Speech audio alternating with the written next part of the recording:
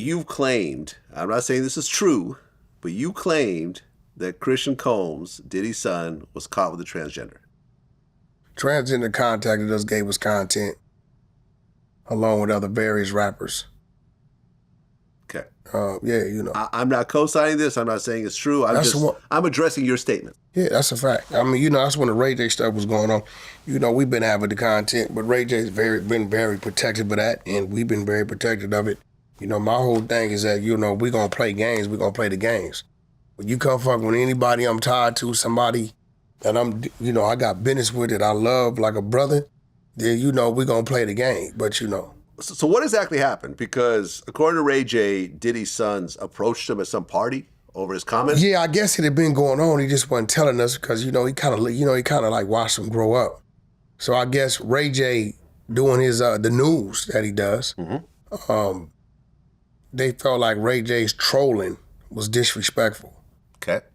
Right? Because he's saying what no one else is saying. No, he's saying what everyone else is saying. Being taken at an all-time rate. That's what he's saying. Here goes the thing, right? All Ray J said is a lot of things are being taken. Love is being taken, money's being taken, and asses are being taken at an all-time rate. Now, my thing about it is, for you to get mad about that is like, what are you saying? Like, why would you get mad about that? He never said Diddy was doing the taking, right?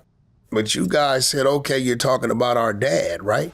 He made mention of baby oil and, you know, probably trolling like everybody else. So they felt some type of way about it.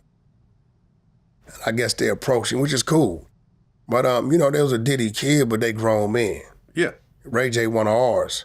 So at the end of the day, you know, I don't think Puff want him involved in those type of situations. You know, we ain't gonna deal with it like it's Diddy kid. We gonna deal with you like you grown men. You know, Ray J that day, for whatever reason, didn't have the homies with him. It's probably a good thing. You know, shout out to Chris Brown. They tell me he did some damage control. I appreciate bro for that. But, you know, been some conversations had. I talked to one of the homies, and they like, Wack, kids know not what they do. And I told them that if they continue to do so, there's nothing I can do. You know, out of respect to me, a Jew homie, could let's let it go. Ray J willing to let it go.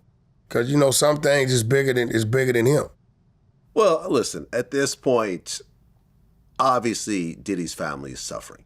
Yeah, we don't give a fuck about none of that. Their patriarch is check this life. Out. Combs is Paul. Straight up. We don't give a fuck about none of that. Straight up. You go fucking with one of ours, we're gonna fuck with yours. So suffering and all that, we come from suffering.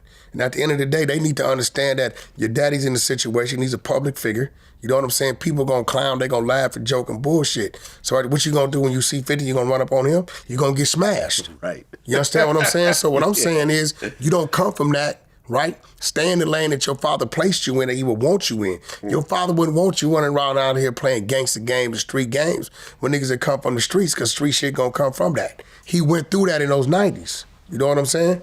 So, you know, when we hear that, you trying to rush a homie, you know, at that point in time, you know, it's on. Yeah. So, you know, we understand who you are and all that, but like, you know, violence is violence, bro.